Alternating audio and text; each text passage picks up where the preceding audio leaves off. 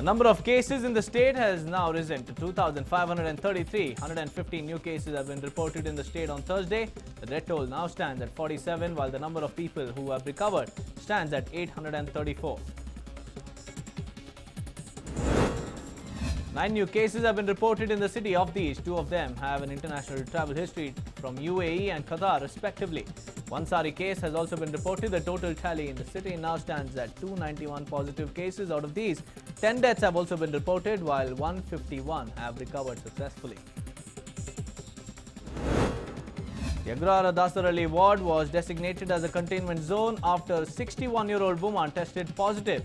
The infected woman has been designated as a Sari case as she has no known travel history. However, the woman's grandson had travelled to Udupi previously. Accordingly, the area was sanitized by health officials and contact tracing is underway. Law Minister J.C. Madhuswamy has clarified that the state government was mulling to ask the centre to reduce the number of flights arriving from 5 states. The minister issued a clarification after it was reported that the state had imposed a ban on incoming flights from Maharashtra, Tamil Nadu, Madhya Pradesh, Rajasthan and Gujarat for the next 15 days. Earlier in the day, on Thursday, Law Minister J.C. Madhuswamy had said that all individuals arriving from these 5 states will be denied entry to Karnataka for the next 15 days.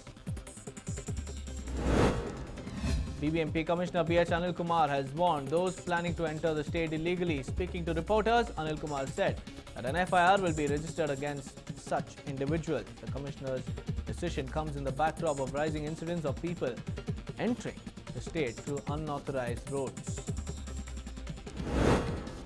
BBMP Commissioner B.H. Anil Kumar issued a clarification on hotel quarantine. Anil Kumar said that those testing negative for COVID-19 after completing their mandatory hotel or institutional quarantine will be released to complete their home quarantine period as well. Anil Kumar said that directives have been issued to the concerned officials in this regard. He also clarified that the individuals will receive a refund of the amount collected for the remaining 7 days.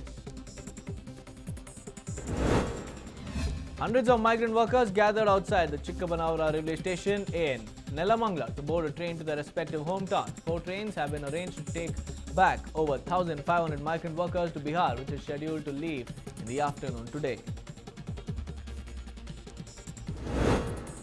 A woman who returned from Delhi to the city refused to be quarantined as per the guidelines. The woman reportedly went ahead to attack the home guards who told her that she must be quarantined.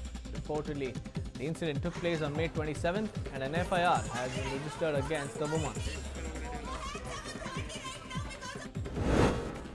A group of 34 individuals quarantined at a hotel in Marathalli were finally discharged after News 9 highlighted their plight. The individuals had been forced to stay at the hotel despite having completed the mandatory institutional quarantine period of 7 days. However, after your channel News 9 highlighted their plight, the health officials finally arrived and sent the individuals home. Revenue Minister R. Ashoka said that the state government has an open mind towards reopening of hotels in the state. However, he also said that the final go-ahead will be given based on the directives issued by the MHA. He also clarified that bars and gyms will not be permitted to open at the moment. The debate surrounding the naming of the Yelahanka flyover is growing by the day. Adding to this growing debate, a few miscreants painted the name of freedom fighter on the flyover. The flyover was slated to be inaugurated on Wednesday but was postponed to a later date owing to technical reasons. As the lockdown has been eased, BMTC and KSRTC has resumed complete services in the city. The BMTC buses were limited to certain routes but now will be plying in all different routes across the city. Lockdown is likely to be eased further from June 1st and BMRCL is making preparations at metro stations to resume services. Metal detectors and other scanning devices are being inspected and only up to 400 people will be allowed in a 6-coach metro train. If the services resume, the authorities are planning on reducing the number of passengers allowed on the coach to maintain social distancing. Yelahanka MLA S.R. Vishwanath said that he remained committed in naming the Yelahanka flyover after freedom fighter Savarkar. He also said that the opposition's taunts and objections did not matter to him.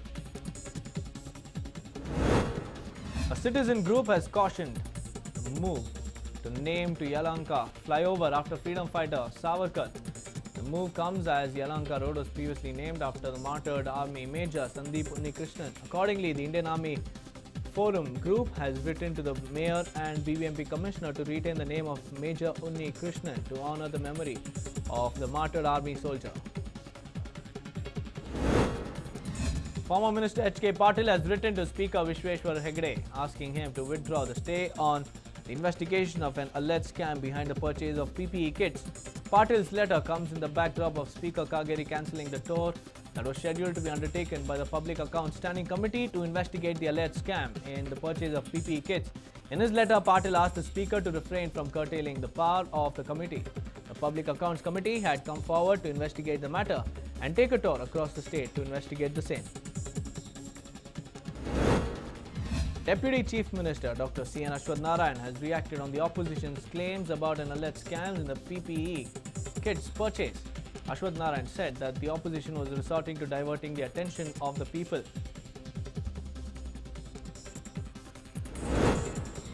In some welcome news for aspirants keen on joining the police department, the age limit for the recruitment of sub-inspectors has been increased by 2 years. Law Minister J.C. Madhuswamy said that the increase in age limit had been implemented after nearly 17 years. Former Chief Minister Siddaramaiah visited the Krantivira Sangolli Rayana railway station at Majestic. Siddaramaiah met the migrant workers who were scheduled to depart on the special Shramik trains and distributed masks. Siddaramaiah was accompanied by Congress leaders Zamir Ahmed, Ajay Singh and Bhairati Suresh. Preparations are underway to reopen the temples in the city after receiving guidelines from the Muzra department. The premises of the city's famed Kadumaleshwara temple too was being readied. All safety precautions including thermal screening, hand sanitizers will be provided to devotees. However, there will be no distribution of prasad. Several popular malls in the city too were seen gearing up to throw their doors open for Bengalurians. The mall owners had recently met Chief Minister BSY requesting him to permit malls to function. Accordingly, in anticipation of getting the go-ahead, the malls were seen sanitizing the premises while installing thermal screening in the malls. Primary Education Minister Suresh Kumar has written to the department officials asking them to adhere to the guidelines laid for conducting the SSLC exams. In his letter, Suresh Kumar has asked the officials to ensure that only 20 candidates are seated in each exam hall. Other additional directives, including maintaining 3 feet distance between the benches. He also asked the authorities to provide masks to the candidates.